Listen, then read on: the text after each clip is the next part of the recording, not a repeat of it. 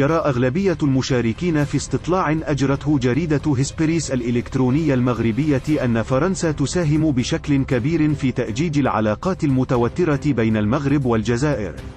وتضمن الاستطلاع سؤال: هل برأيك تساهم فرنسا في تأجيج العلاقات المتوترة بين المغرب والجزائر؟ وأجاب 90% من المشاركين بنعم، فيما أجاب بلا 10% من أصل 12,800 مشارك في المجموع.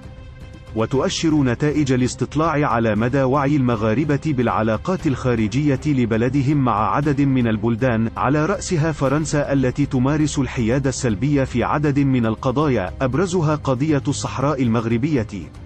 ولا تتخذ باريس موقفا واضحا بخصوص دعم مغربية الصحراء لتجعلها نفسها نشازا بين الدول الأوروبية، التي قامت مؤخرا بالتزام الوضوح والتعبير صراحة عن دعم مغربية الصحراء ومقترح الحكم الذاتي، من بينها إسبانيا وألمانيا وهولندا.